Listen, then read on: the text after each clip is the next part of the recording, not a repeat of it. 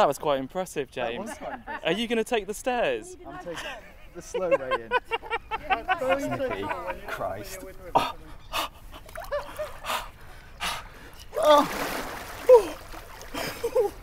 I think there was a really quite stark difference between the way you got in, James, compared to Nicky, Alex and Simon. How long till I acclimatise? Well, I think you need to move. Give it a minute. Okay, I'm good. You're listening to The Naked Scientist, and it's our summer special. So that's with me, Harry Lewis, and I've managed to drag James Titko out of the office too. Is it a hot one where you are at the moment? Because it certainly feels like it has been here over the past few days. And to beat the heat before the show kicks off properly, it looks like James and I are going to get lured in for a wild dip in the River Cam in Cambridge. James and I are joined by Nicky Blanning, gliding effortlessly through the water alongside Alex Buxton. And here on the banks with me is Simon Crowhurst. Coming down on such a beautiful day, where are we and what are we looking at? We're on Sheep's Green. We're looking at the River Cam, banked with beautiful willows. So I can see my wife and my friend Nicky in the water, swimming along, enjoying the water, which at 21 degrees is warmer than it usually is during the year. Wild swimming has increased in popularity immensely over the last few years, and we've got so many applicants to join our swimming club that we can't cope with the numbers. And you said it was 21 degrees, which sounds actually quite warm. I'm quaking in my boots about getting in, Simon, because I hate the cold. But 21, how can you prove that that's 21 degrees? Well, we've got a thermometer in the river there, so we can take a look at the actual measurement. Let's do that. So here we are with an old-fashioned analogue thermometer. Take it quickly out of the water, and before it has chance to change, just under 21 degrees. And you can see the liquid falling immediately as it comes out of the water because it's cooling down in the air, working a bit like a fridge. James, you've just jumped out of the water as well. A valiant effort, I thought, when you got in. How was it? Yeah, it's definitely a cliche, but it's lovely once you're in. Simon, you said that at the moment your particular swimming club has literally just got too many applicants to be able to support. Do you think that's representative of the rest of the rivers and wild swimming clubs around the UK? Well, there's been a tremendous surge in interest and activity of wild swimming. As long as people do it safely and responsibly, I don't think it's a problem. Where people just charge into the water without any experience, without being strong swimmers, then you can have problems and people can get into difficulty very quickly. Nicky and Alex, you've swum over to us graciously, I might add. There wasn't quite the calamity of when James got in and he was holding his breath as hard as possible. What's it like? How's the river? Oh, it's really beautiful, honestly. It's absolutely gorgeous. I could stay in it for hours. Well, I know for a fact, Nicky, you've actually been out twice today now. You were up this morning, weren't you? I was, yes. I swam in the Lido and I try and swim twice a day at the moment in the summer while it's so nice. I mean, there are health benefits that are supposedly associated with getting yourself in cold water. Obviously, exercise is good. You're in nature, so it's a little perk for your mental health, isn't it? Are these things you think about, or is it just the fact that, you know, I've got a bit of extra energy, I'm up nice and early, why not get out there and into the wild? It becomes an addiction. I think Nicky would probably agree with this. An addiction. It's like your daily fix Yeah. of something that, it's a good addiction to have, Yeah. I hasten to add. It's one that has a positive effect on your physical and your mental health. Yeah. So I find it punctuates the day really well. When I've been for a swim, it almost doubles the enjoyment that you get out of the day. On a day like today, it makes complete sense to make use of it, seeing as it's on the doorstep. Are you guys coming out here when it's not warm and sunny, when it's not 21 degrees in the river? Yes, I think the coldest I've swum has been actually the river's been frozen, and I've cut a circle in the ice and swum round in a circle. You can't see it, but I'm astonished. Nicky, was this witnessed by anybody? Yes, I have photographs. Yes. We've waded through snow to get to the river, and you can't even see the edge of where We the waded bag through thing. floods, Floods and flooded snow. water. That's what I mean by an addiction. And as well, this is based on swimming that's been done here historically, isn't it? There's photos of this exact area taken en masse. Before indoor pools were built, before that, everybody swam in the river. My mother was brought up in Cambridge, and she learnt to swim in the side river here in the 1930s. You had to swim as a child. You had to show you could swim in the shallow side river before you were allowed in the main river, and there were people actually in charge of all this. Well, that's probably changed quite a lot today. There isn't really a body or governing body that does look after swimmers in wild rivers, is there? And I mean, that brings me on to, I guess, a more general question. it's not quite the picturesque, clear, colourless water of the Maldives. It is a dark, kind of murky green, isn't it, the River Cam? So do you feel safe when you get in and out? Is there any worry about the cleanliness of the water? Yes, there are concerns about the water quality, and we are downstream of water treatment plants. The water quality does vary. There are people who heroically monitor the water quality through the year. We know there are times when the bacterial load is higher. Some of that is due to release from sewage works. Some of that is due to more suspension of particles in the water when the river flow is higher, and it's hard to separate out those two effects. And how do you feel, Nikki? Is there any fear when you get in? I certainly think about it more when it's flooded and there's been heavy rainfall. I think you have to be more sensible then, and I tend to keep my head out of the water. But it doesn't stop me swimming, but I do think about that. Right, well, saying that, I think I've put it off long enough now. Yes, I better get in as well. You've got to go in. Yes. Go on then, before I dip my toe in the water, let me catch you up to speed. So the plan is that we're going on a river trip down the River Cam right into the heart of Cambridge. We'll be stopping at sites of scientific importance on the way, so hopefully we'll also get a chance to leaf through a couple of history books too. Sport, wildlife, technology, all to come. But first, we better meet Captain Peter, ooh-ar, which we'll do straight after this. Oh God, it's going to be so cold. Okay. Don't build it up. Okay. Way! Well done, I'm going in. All engine running. Absolute genius. Get this. Welcome. This is the show where we bring you Science. What that essentially means is Discoveries. advances. Questions. Research. technology. Unbelievable. Without further ado, This is The Naked Scientists. The Naked Scientists podcast is powered by ukfast.co.uk. Well, I'm not sure how you've wrangled this, Harry. I can see we're approaching our vessel here. It looks pretty plush. It does look pretty fresh. The Princess Charlotte. The Princess Charlotte of EcoCam Trips, and we're about to be introduced to our skipper, Pete, and Ian Webb from Cambridgeshire Wildlife Trust. Well, let's go say hello, shall we? Hello, Peter. Good morning. Nice to meet you. Thanks for having us on your boat. It's a pleasure. Morning, Peter. And what a vessel as well, hey?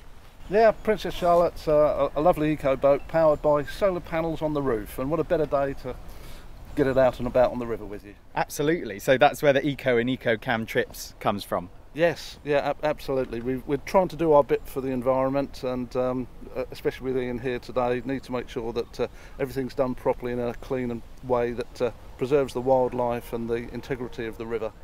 Well, that segues us on very nicely to Ian. Nice to meet you, Ian. Nice to meet you. And what might we see today? Well, who knows? It's always an adventure going on the river, because you never know what you're going to see. But, you know, moorhens, ducks, swans, usual fare. But you might see a kingfisher, might see a grass snake swimming along the edge, water voles, there'll be lots of dragonflies, damselflies, fish leaping out of the water. But it's always wonderful being on the river, and it's always a surprise what we're going to see. I'm chuffed. I'm really excited. Pete, are we ready? We are, yeah, we'll cast off in a moment if you'd like to get yourselves on board. Thank you very much. Right, gentlemen, here we go. As you can hear, the boat is lovely and quiet, just a little hum from the electric motor. And there we go, it's official, we've weighed anchor. We've been out this morning, James and I, in the water ourselves, and obviously we're sort of preserving that by on our trip today, being on your electric boat, as you've said. I mean, do you see many of these actually on the water? And what's going on? What's this bit of tech? Is it half decent? Yeah, we believe it to be a unique boat in the UK. It's an electric catamaran, and then we converted it to solar panels in the last couple of years. So yeah, we think it's a very special boat because it doesn't use any fossil fuels. It's virtually silent, and at the end of the boat's life, the boat's built of aluminium and it can be recycled completely itself. We'd quite happily power the boat all day, top the batteries up as well, and that would give us about 4 or 5 hours of evening cruising, even when the sunlight's disappeared. How much power do you need to get this thing going?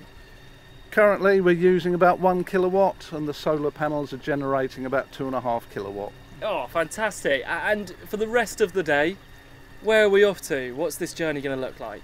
Well, we started off at our main moorings at the Plough at Fen Ditton, just on the northern edge of Cambridge. and we're currently travelling upstream in towards the city centre. We're just coming round Ditton Corner, and if you draw an imaginary line across the river, this is the city boundary. So we're leaving Fen Ditton behind, and here is Cambridge in front of us, but it doesn't look like it because there's cows in the meadow, there's ducks and ducklings directly in front of us, there's people wandering around. This could be somewhere out in the East Anglian Fens, not a mile and a half from the city centre. Looking over the side of the river, the water looks quite clear and you can see down towards the riverbed, but that is a slight problem, that the river's not flowing that much at the moment. When we get down to Jesus Lock in town, you'll see that the weir is hardly flowing at all, and that means the river is stationary and there's lots of weed growing up through the river, which is good in some ways, but it does make navigation a bit tricky sometimes. During the winter, it's a completely different story. The river turns brown with all the sediment that gets washed out from the fields, and at that stage the river's flowing very fast. We're currently about 3 or 4 inches below the normal river level because it's not being topped up with fresh water all the time. So Ian, following on from what Harry was talking about with Pete, the stillness of the water is one of the things that strikes us as we're gliding down it. What can we take from how that will impact the environment? So yeah, the lack of rainfall we've had this spring has really had an impact on the flow of the fresh water into the river. That impacts on not just the quality of the water, as Pete mentioned, it's really quite still, there's not much flow going on. The regular fresh water from showers and storms, etc., throughout the year helps dilute any pollutants that are found in the water, and the sort of the runoff from farming, which inadvertently happens. And oh, sorry, it's just a grey heron just heading our way. Oh, amazing! That's coming right for us. It is. It's going to go through the middle. Nearly. That is beautiful. Very nice. And with the lack of flow means that the build-up of water plants. We can see there's curled pondweed in there. I saw some water milfoil all growing in the bed of the channel, which is great. But when there's a low flow, it really does get quite thick and can clog up the river. And it's not just the lack of rainfall in the spring that's the issue, it's the over-abstraction of water. So yeah, a lot of the River Cam water comes from chalk streams, of which England has an international responsibility. It's a very scarce habitat in the globe. And we'll be seeing one in a bit, actually, along Stourbridge Common. Those water bodies are fed by chalk water that rises from the chalk aquifers that are beneath South Cambridgeshire, which is quite a unique habitat. The aquifers, what an aquifer is a sort of subterranean reservoir of water that is charged by rainfall. So when the rain falls on the ground, some of it runs off into rivers and streams, etc. But a lot of it percolates into the ground and it sort of collects in a big underground reservoir in the chalk. At certain points, at a certain level where the chalk surface is broken, that water bubbles up, so at spring heads. So there's quite a few in South Cambridgeshire. Nine Wells just south of Cambridge is a good example, and where we'll be looking at Coldham's Brook, that rises in Cherry Hinton, which is in Cambridge as well. So that water flows from those spring heads, as all water does, wants to go downhill, so eventually it created these habitats, these streams, these water features that are really quite unique. And because of the nature of the water, it being very clean, because there's very little pollutants, it's come straight from the ground. It's a very constant temperature as well, about 10 degrees throughout the year.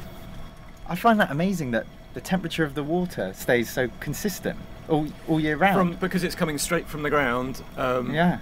And obviously now there's lots of water coming off roads and arable land, etc. And that's why you have issues with flooding, with lots of hard, impermeable land. When it rains, and something, as we have more experience of stochastic rainfalls, so really heavy downpours, that water's got nowhere to go, so it just flows into the drains and flows into the rivers, and that causes either localised flooding if the drainage isn't sufficient to remove that water, or it causes flooding in the river when all the water joins and sort of adds to what's already there. I could just spot we're getting to the where Coldham's Brook, a chalk stream, now enters the Cam on the edge of Stourbridge Common. It's quite picturesque, isn't it? It is very nice. Nature is wonderful when it gets an opportunity to show off itself. But what have we got there on the riverbank? Because there's a bit of pink sprouting out, and there's draping green. I can see branched burreed. You've got greater willow herb. You've got a moorhen chick sitting on a rock. You've got some watermint. There's some gypsy wort. I know you said that these types of habitat are quite rare, and England has a real duty to protect them. Firstly, what do they bring about that we need to protect? And secondly, are you working with the Wildlife Trust to help look after them? There's about 200 chalk streams or chalk-fed streams and rivers in the world, and we have about 85% of them in England. So as a habitat, which is really quite special, it is really quite rich for invertebrate and plant life, and is indicative of good quality habitat, we have a great responsibility to make sure we're looking after it as well as we can. And that is difficult because, yes, we can change the sort of physical nature of these streams and rivers, but it's the amount and the quality of the water that is key that makes the habitat so special, and that is a lot harder to manage. My colleague Ruth Hawksley is an amazingly active person working to enhance these chalk streams where possible, engaging with the landowner to introduce features that would have been present in a natural chalk stream but have been lost due to over-engineering, putting in gravel beds, putting in more meandering. You know, the nature of how rivers and streams have been managed over the years is to get rid of the water as quickly as possible, powering water mills, etc. And agriculture, I suppose, as well. Oh yeah, wanting to drain the land so we can grow food to feed our population, which is, you know, an important thing to do. And so Ruth's just putting some of these features back in, like you said, meanders, gravel pits. What else is she doing? She's putting in big lumps of wood, which is quite exciting, just to help the water move more within the channel, let it become more natural. And one of the issues with chalk streams is there isn't that much flow because they're spring fed. It's not like a raging torrent up in the Yorkshire Dales or something with a large amount of energy in the water to do a lot of movement of gravels, etc. These rivers are quite gentle, and so once a feature is lost, it's very difficult for the volume of water to actually make an effect. That's why we have to introduce these gravels, because a lot of the gravels would have been scooped out when they were straightened or deepened to allow the passage of water to be quicker, etc.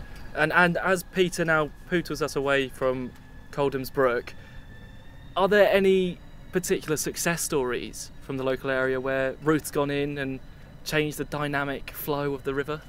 There's this work starting to look at Coldham's Brook. Hobson's Conduit is another one, and outside of the city there's Hoffer Brook, there's Mill River, there's actually places within the River Cam itself where these features are being put in. And also one of the things working with other, I'm mentioning other organisations, is partnership work, working to help remove barriers within the rivers and streams that hinder migration of fish. So weirs to control water flow, etc. Or if they can't be removed, putting in features to allow fish to pass through. So if you go to Byron's Pool in South Cambridge, there's a bypass channel which bypasses, as the name suggests, the weir at Byron's Pool, but allows fish to migrate upstream. What fish are we talking? Oh, there's about 18 species of fish. There was here in the River Cam. Yeah. What? Yeah, they're all under the water. You see, that's the thing. You can't really see them. It's a challenge. So with a lot of the things, looking at the health of rivers. And what are a few of those? Eel, brown trout, pike, perch, dace, rudd, chub, pike. I think you've nearly got the whole 18. Possibly, there, yeah. I think, yeah. So there is a really rich fish fauna within the river, which is great, but it could be so much better. And you just need to create those habitats within the river channel to allow them to find those places to live, but also making sure that water is there, constantly flowing, clean, and healthy. So just to give you a description of where we are on the river at the moment, we've just come under the Green Dragon footbridge. Its proper name is the Stourbridge footbridge, but the Green Dragon pub is just at the end of the bridge. And as we come along this little stretch with all the liveaboard boats, just off in front of us got a small herd of cattle. You were off the boat a little earlier on looking at Stourbridge Common. We're just coming to the tail end of it, and Ian was talking about the cattle that come and graze the meadow. Well, here they are, standing underneath one of the trees. There's a horse trough fed by the water point just here, so the cattle come and have a drink here, and so it's quite natural for people to come across them, just standing around, milling around, not doing a lot. And off in front of us, the tall chimney of the old waterworks building, the old technology museum, just here on Riverside. And little does James know, I've got a bit of a surprise for him because we're actually visiting that, so we'll be pulling in just a couple seconds. Got a biological brain buster or a chemical query? Ask the Naked Scientists. I just wanted to know about sleep paralysis. Is it a disorder or condition, and can it be cured? How much energy is in moonlight? And could solar panel technology be used to capture this energy? When you cook food with any alcohol, how much, if any, percentage of the alcohol stays behind? Every Friday, The Naked Scientist and Cape Talk unravel the science behind those weird and wonderful questions you've always wanted to ask. Download and listen for free at thenakedscientist.com/ask, or simply search and subscribe to Ask the Naked Scientist on your favourite podcast app. Right, well, I brought you here, James, to the Cambridge Museum of Technology. We're going to be meeting Jinx, and as you can see, this is actually the highest building in the whole of Cambridge. I'm not actually sure what it's for, which we're definitely going to find out, but it kind of looks like a big old chimney right next to the River Cam. It's a special treat for us, Jinx, this. Yes, yeah, well, you know, there's nobody else here, so... Why is that? Why is it closed? The museum's actually only open at the weekends at the moment. Okay. We are really reliant on volunteers, and we just don't have that many people that volunteer. So at the moment, we're only open Saturdays and Sundays. And can you tell me, the Cambridge Museum of Technology, what's the story? Because this didn't look like it was originally built to be a museum. No, very much not. It was a very, very practical building. These two very beautiful engines in this main engine hall actually originally pumped sewage. So in the 1800s, there were several outbreaks of cholera in Cambridge because the Cam was an open sewer. After several outbreaks of cholera, it was decided that they needed to treat the sewage somehow, get it out of the river. And this station was built to pump that sewage to Milton, where the sewage works still currently is. They're looking to move it, but it is still currently being treated in the same place it was over 120 years ago. And could you talk me through what I'm looking at here? This is visually very impressive. Well, they're stationary steam engines. These two, as far as we know, are the only two left in the world, and they both work. We also have around the room some smaller engines that were originally used to pump water into the boiler from steam. So originally they would have pumped water from the river, but now we don't do that. We come from the mains and we then pump it that way. If I were to come back another time, when might I be able to see these engines in action? So we have just got back into steam. We had our first steam event in many years in April because we'd had the boiler refurb, so we couldn't produce steam before that. And then we had another one in June. We're looking to have another steam event in September. But when you say a steam event? Yeah, so a steam event is basically when the museum or any place that runs steam engines will raise steam, runs engines, and it's a bit of a family event, really. And there is very much a steam community, so it's not just people running steam engines. We are like a small family, and we work as a community together to do that. So the colloquialism is steam up. So if you're a steamie, if you're in the steam community, you say, we're having a steam up. I wonder if we could have a look at some of the components of these enormous engines. So when we run this, before we start the engine at a steam up, I will turn to the audience and say, how do you think this steam engine works? And pretty much 99 times out of 100, people will say that big wheel spins round. And it doesn't, because it's connected to a tiny beam. And actually, that wheel only revolves 90 degrees. It rocks backwards and forwards. So we often say our engine is very beautiful, but not very dramatic. It's always kids that notice it, never grown-ups. Grown-ups never notice that doesn't spin. It's always the kids go, well, there are two rods going through the floor. And there you go. So the engines that we can see right now, that's not everything that's going on here when the whole thing's operational? No, absolutely not. This is a very attractive tip of an iceberg. There are several floors below us. Some of them are now flooded with water. Where next?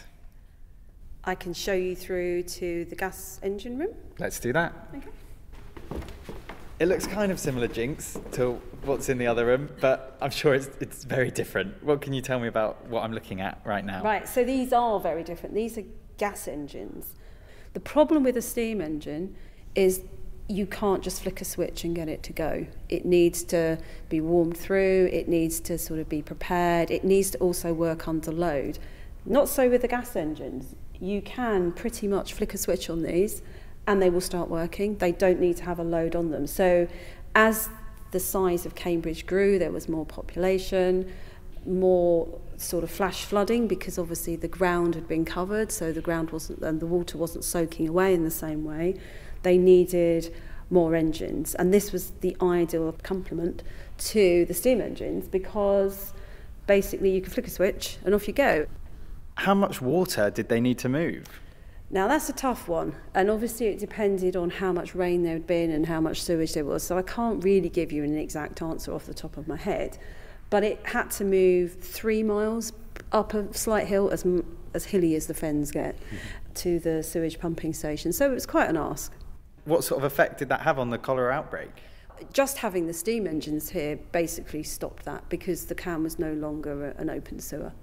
So as soon as that was being dealt with, no more cholera. Jinx, we've entered a bit of a cavernous expanse with bits of machine everywhere. What's going on in here? So this is the boiler house. So obviously you can't run steam engines without steam, and this is where the steam was generated. So it's a big old place.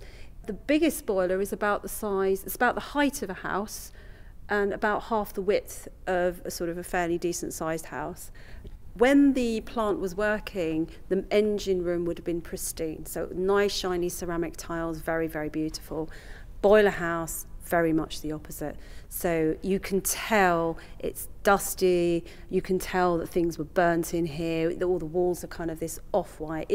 It doesn't look run down, but it does look like it's the business end. It really does. How does it work? All our boilers here are Babcock and Wilcox, and that company has been going for a very, very long time. The boilers are all water tube boilers, so inside the boilers they have big tubes filled with water, and you put fire under it, and that creates the steam. Initially, fuel was pretty free. The council collected rubbish. The rubbish was sorted up that top area, which is called Top Bay. Anything with a high calorific value was burnt, and other things could have been reused or recycled. Later on, the destructor boilers were adapted when the calorific value of the rubbish went down. The fronts of the boilers were changed so they could be stoked with coal.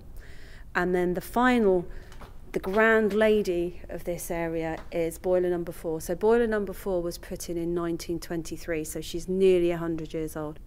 And she is really the reason that I ended up working at the museum. Why is that? I was a volunteer here for a while, and they needed somebody to project manage the restoration of this historic boiler. She was in a bit of a bad state. The problem with industrial heritage is that when it's in its working life, it's constantly being used and maintained and all those things that you do when you have a working plant. When you have something that then becomes static, it becomes prone to rust and decay because it's not being used all the time. And she had basically failed at a steam up in 2014. Right in the middle of the steam up, some of her tubes burst. The curator at the time, alongside with some of the trustees, applied for a Heritage Lottery grant, and basically they needed somebody to run the project to restore the boiler. So that's where I came into the museum. What's the process of restoring something as complicated as this? Well, the thing is, it's not complicated. When I came here and I was talking to the subcontractors before we started work, they basically said, oh, it's not complicated, it's a big kettle, which might be an oversimplification, but not by much. So you're heating water, you're putting it into a drum, and the steam's coming off the drum and powering the engines. But unlike the boiler you might have at home, most of the walls of this boiler are made of brick. So the big complication was we had to take the wall, one of the walls down before we could get inside to sort out the tubes. That was complicated because we didn't know what was historic and what wasn't. And because this is a protected building, we had to sort of establish how old the wall was. And then we found out it'd been rebuilt in the 80s by the volunteers, so then it wasn't a problem anymore. We took the wall down, we removed all the tubes. That sounds very easy. It took a long time. And then there were some innards that needed to be replaced, and then tubes went back in, wall went back up. The whole process took well over a year because we had to have different contractors on site at different points. I'm desperate now to see the rest of that iceberg we talked about earlier. Well, just because it's you guys, I can do that. Jinx, you're an angel. It's a slight of my sandals. Yes. Not really appropriate footwear for any engineering. Not for a place of work like this.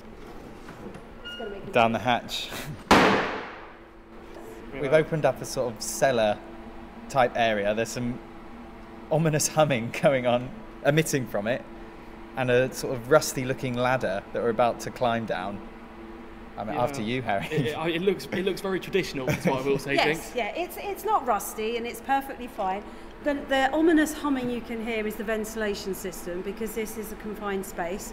So obviously we want to adhere to health and safety. So even though this is a very old building, we've got modern engineering practice here. So we have it just to make sure the air's nice and fresh under the engines. Oh, how slim are these people, Jinx? Slimmer than you. Yeah, obviously. It really feels like the belly of the beast down here, doesn't it? What an absolute trip back in time it feels like. And suddenly we're surrounded by all these old components. So you've got two sets of pumps here. You've got what are called air pumps, and you have the actual main pumps that would be pumping the sewage. So already where we are, it is a very high ceiling, and there are several of those below us. Like I said before, a couple of them are actually flooded through. So this might look very unattractive and unappealing, but like with the beautiful engines up the top, we need to work on these. So and on the top of each section of the pump, we have these little yellow boxes, which you probably wouldn't notice. But every time we start the engines, we have to pour oil in there, and we have wicks like you would have in a candle, and that helps the system all lubricate. Wow. It's never ending. There's always something to do, always something to prettify. I'm concerned basically with these engines in the main engine room, but there's a whole site with other things on it that need to be done. We also are looking to encourage more young people into engineering. So in the future, we're looking to have a programme where young people can come and work alongside some of our volunteers and get some engineering experience as well. So I think that's one of the next big things. And obviously, steam ups. We'll have to get ourselves down to the next one. What's fascinating is later on, we've spoken about cholera and sewage in the CAM. Well, later on we're speaking to Susanna. They're doing some real live time monitoring of the pathogens and bacteria that are in the river at the moment. So we're going literally from the history of the River Cam and sewage to the future. So Jinx, thanks for grounding us in such good knowledge. Yeah, thanks for coming.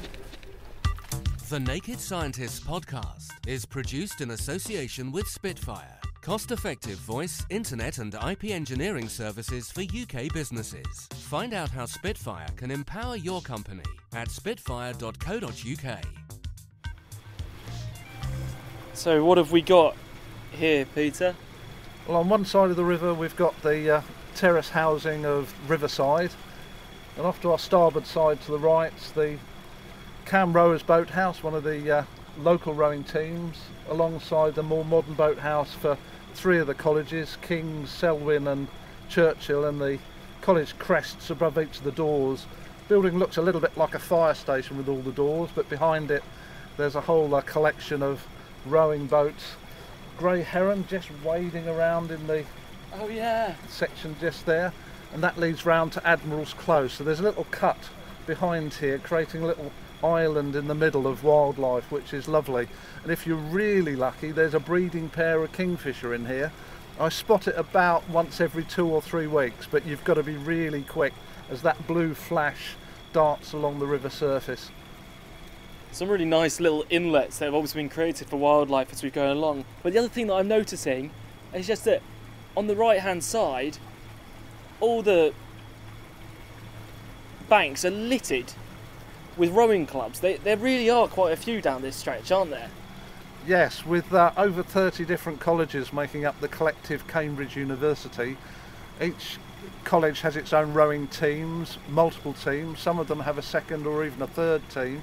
And if you tot all the rowing boats up, there's nearly 1,000 of them that can be out on the river at one time on a 2.5 mile stretch of river. So it can get very, very busy with rowing at times. And with that being said, we're going to get somebody on board. Peter's going to pull in here And there he is, that's Alistair Taylor. He's going to be coming on board, and he's telling us a little bit about the heart and then the tradition of rowing in Cambridge, which of course we had to touch on. He's part of the university's boat club. So if Peter's going to pull in for us, we'll welcome him aboard. Alistair, how are you doing? Have you had Alistair before, Peter? Because he's nimbly jumped on here. He must be a man that's used to the water. Not at all. It's I think we've had you for. You've looked after a few of our guys, and they've gone back and forward and done a few bits and pieces. Which club have we just picked you up from? So you've just picked me up from Downing College Boat Club, which is one of the top clubs in Cambridge.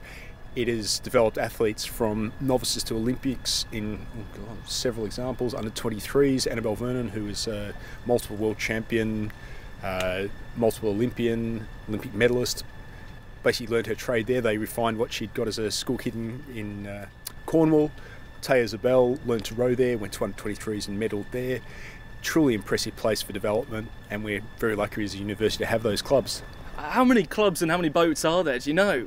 There are 31 clubs. I would hesitate to put a number on the boats. I would say probably 500-600 just in the university. Crikey. Yeah. Wow.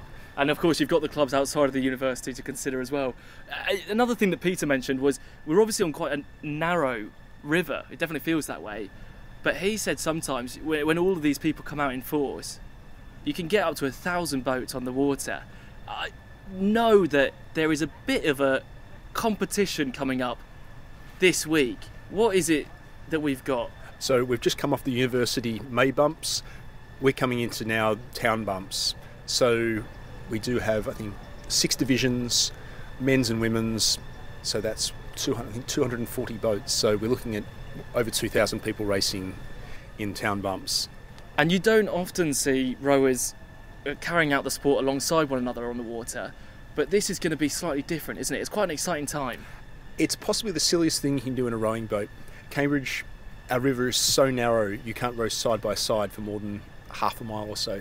So what they do is they put 20 boats in a row, put about a length of clear water between them, push them out the river, and then there's a thumping big cannon that goes and you try and hit the boat in front of you and not get hit by the boat behind you. I mean, it sounds like a lot of fun, but it also sounds like you've got to be slightly careful of that expensive bit of kit you've got. Would I say irresponsible, perhaps? I think when you're racing, you can think you're being careful, but you just want to get the boat in front of you. There are breakages, there are all sorts of things, but thankfully we've advanced well beyond where 130 plus years ago, Clare College had one of their coxswains killed. No. A Trinity Hall boat didn't stop in time because their Clare boat had made a really hard bump. Apparently the bow went straight through his heart. Right. I mean, things must have changed since then. Thankfully, yeah, it's been quite a safety innovation. I think immediately afterwards they started putting these rubber or gutta percha balls on the bow to make sure you can't actually go through people. If they fall off, it's pretty scary. And we're just coming up. I know this college on the right-hand side. That's Trinity College. That's quite a big one as well, isn't it? Trinity College is the biggest college in Cambridge. Again, it's another one that's been incredibly successful in developing athletes. The stroke of the women's blue boat this year, Imogen Grant, learnt to row there. She grew up in Cambridge but had never rowed. She noviced there, did the Cambridge University Dev Squad. In her second year, made 2 university crews, rowed under 23 World Championships. Now she's an Olympian, she's a world champion, and she's also a med student as well. She's just an incredible all-rounder. One of those people that really puts me to shame at a pub quiz, I'd say, Alistair. In fairness, she puts all of us to shame. And it's fantastic being in the heart of Cambridge, talking about something that is at the root of Cambridge traditions, but it would be rude not to mention the boat race as well. For anyone that's listening who doesn't know, it's a massive event in the UK where Cambridge rowing team takes on the Oxford rowing team. I mean, how did that all get started, Alistair? Well, there were 2 schoolboys from Harrow. Both of them were pretty certain their university was the best. So the challenge went down at the end of 1828 and the first boat race was in Henley in 1829. Ever since then, other than 2021 when it was at Ely, it's been on the river course at Putney. It is our reason to be. It is a fantastic event, and it has people who've learnt to row at Cambridge or Oxford and novice to people who've come from the Olympics as gold medalists. And I would like to mention the women's rowing in particular, because it seems like you really nurture and have a lot of successful young female athletes. I mean, did that part of the club start and originate with the men's team as well? That took a long, long time to happen. The first women's boat race was 1927, and that was a very daring thing back then.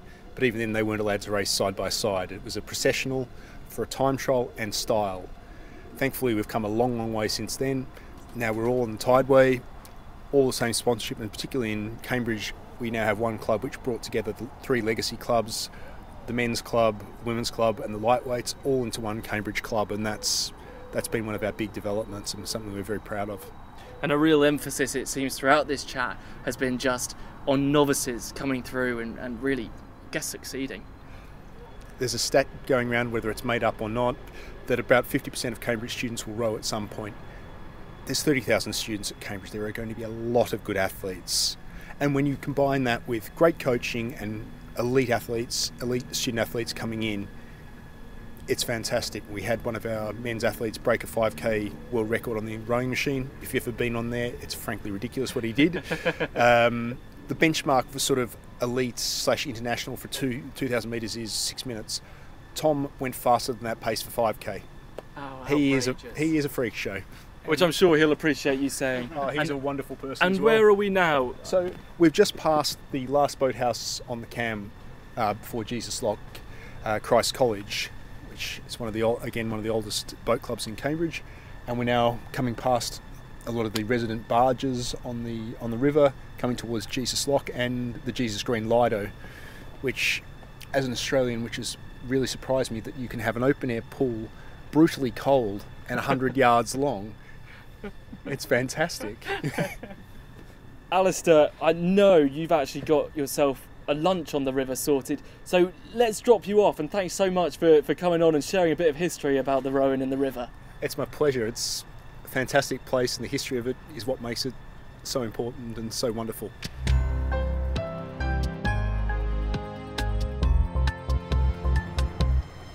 So coming along the river, the whole of that section there to our right hand side should be flowing with water, but it's only a small segment of a 50-60 foot weir, and only about 5 to 6 foot is actually flowing, which gives you a clue to how little water is flowing in the river at the moment.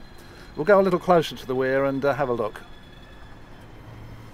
This is one of the features that are going to want to try and get a bypass channel to allow fish to move upstream, because fish will migrate throughout, a river channel, going usually higher upstream to spawn and moving down after they've done that. But when there's barriers in the way, that natural, the natural aspect of their way of life can't be carried out, so the fish populations are impoverished. So linking these bits of rivers up again is really essential to maintaining that health for those fish populations, which in turn will help the health of the river. Obviously it's quite difficult, it's been quite a large structure, but just finding ways to allow some water to be passing through in such a way, in a gradient, so the fish can travel up. So this is as close as we can get to the weir. Next to the weir are the Environment Agency sluices that are automatically managed to keep the river from flooding. So if there's any risk of the city centre and the university buildings flooding, these gates will automatically open and dump the water down into the lower river down towards Stourbridge Common. But the last time the big flood was 2001, when the river was actually 5 foot up. So the whole of the lock, the water point, Jesus Green banks here were all underwater. So you can imagine the volume of water that was rushing over the weir. In the background we can just hear the waterfall effect of the weir. But as we can see, there's only about 3-4 foot of it actually flowing. There should be a whole cascade like Niagara Falls happening, and it's just not flowing at the moment. So the river looks nice to the untrained eye. We've actually got about 4 or 5 inches down on where the river level should be. And I think, Peter, talking about the flooding and also the aesthetic of the water brings us quite nicely onto the health of the habitat. I can see Susanna and Anne outside just on the banks. So James and I are going to nip off and say farewell to you, and obviously a massive thank you for having us, and go and speak to them a little bit about some research that they've been carrying out using some citizen scientists as well to look at bacteria and health in this ecosystem.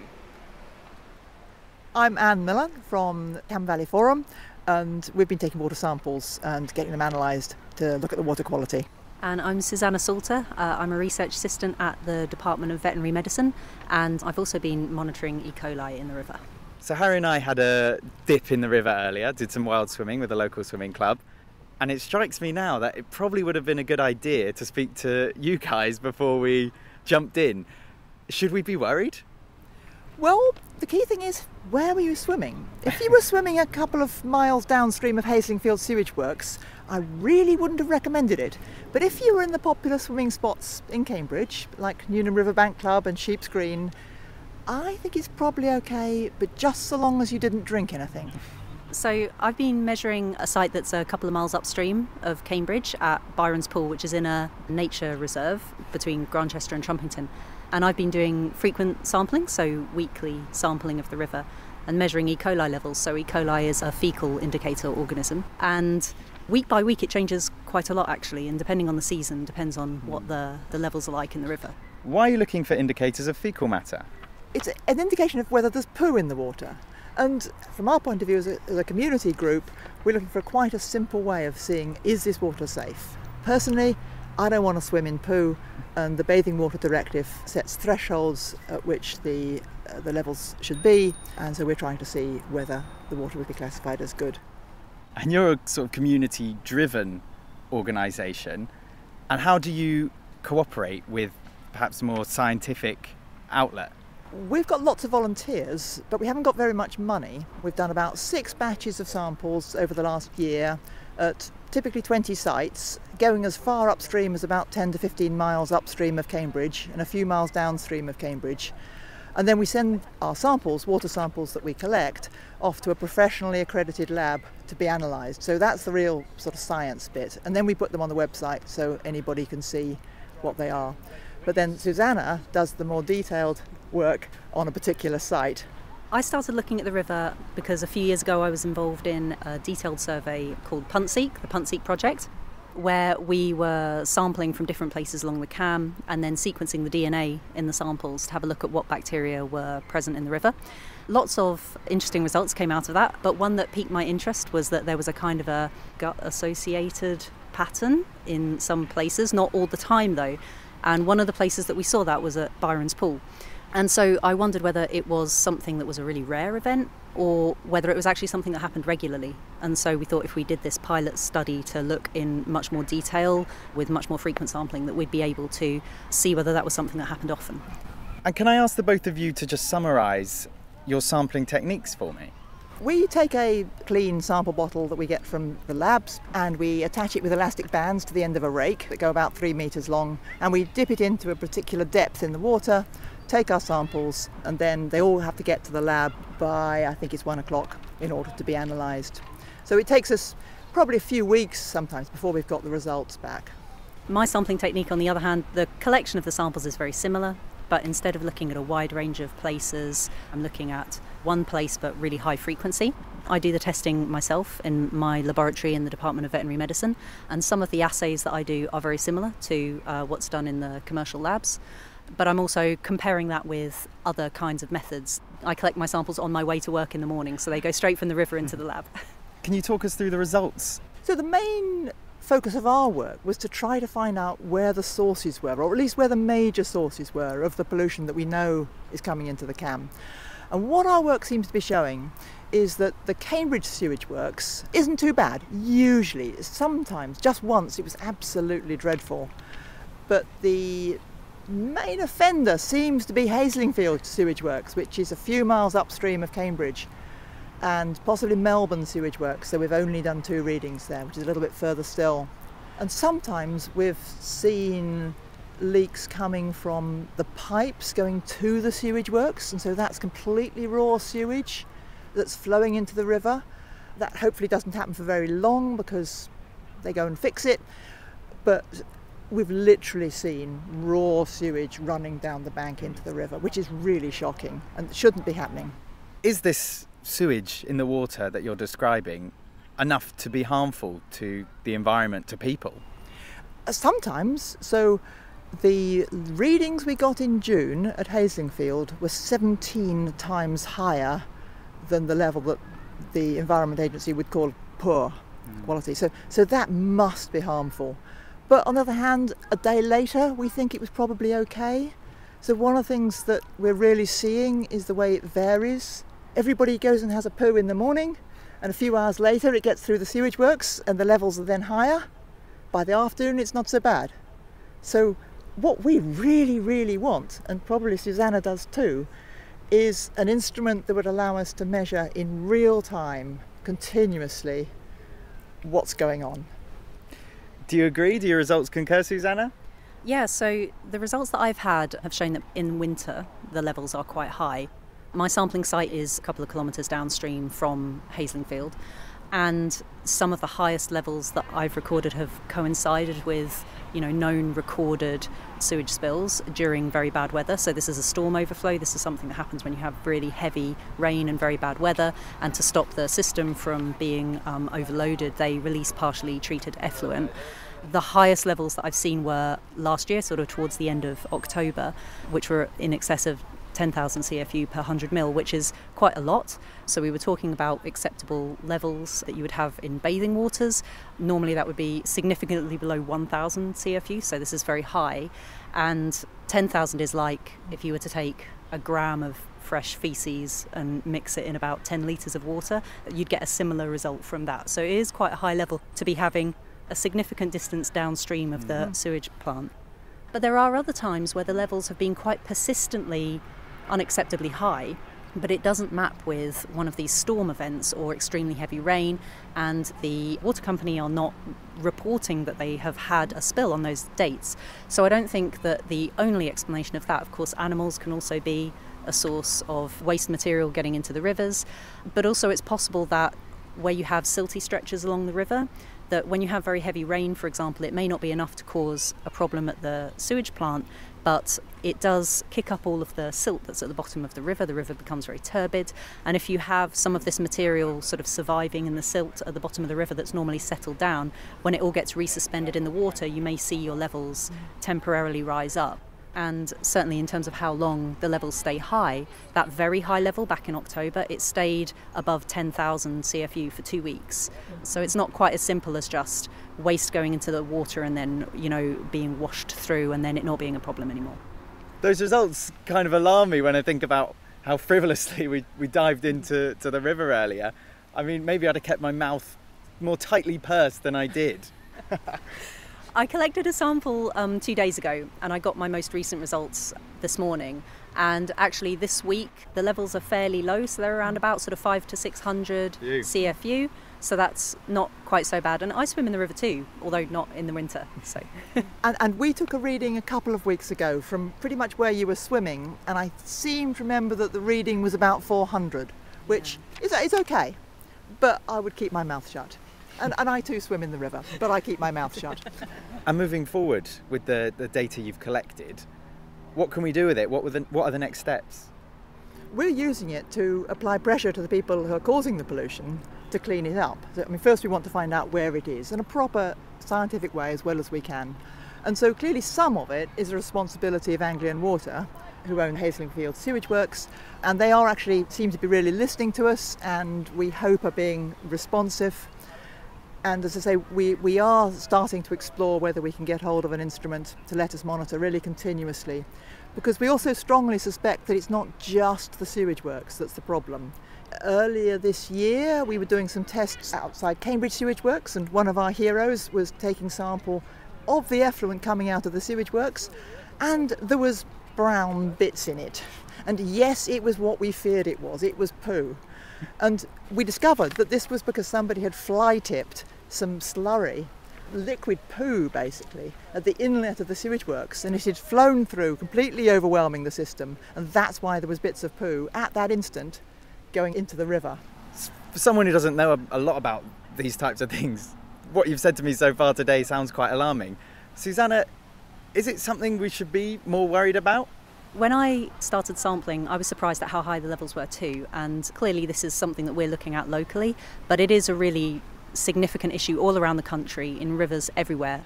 This is a nationwide issue, and because people enjoy our rivers and also our coastlines as well for swimming and for recreation, it's really important that people know that the water is going to be clean. And in some places there is monitoring in place so that people know when there's been an event that means they can't swim there, but in other places that's not the case, and for a lot of inland rivers that's not the case. So yeah, it is something that people really should be concerned about. And on top of that, the water companies need to have the power to tell developers that they can't build houses because they haven't got the sewage capacity, because that's part of the problem. And the other part of the problem is that particularly in a dry place like Cambridge, we haven't really got much water in the aquifer. And so what they're doing is they pump water, clean water, out of the chalk aquifer to put into the river, to flow down the river, to dilute the sewage to acceptable levels. That is completely and utterly nuts. So we need to stop the problem at source, have good quality sewage works, not put excess numbers of development where it can't sustainably be. And that's what Cam Valley Forum are all about. That's what they're doing. That's right. And if people want to be involved with what we're doing or check out our results, go and have a look on our website, which is camvalleyforum.uk. Well, Harry, it's a relief to hear that our swim this morning, I think we'll be all right. I think we will be all right, but it is interesting, isn't it, that it's probably something we need to think about in the future if we're going out, especially if you're brave enough to go in the winter. Yeah, before speaking to those guys, honestly not something I'd ever considered. Now I'll be a lot more careful. Too true. Well, that's it, folks. You've finished your science tour down the River Cam with us. We've heard about the birth of the boat race, old-fashioned sewage systems and wild swimming.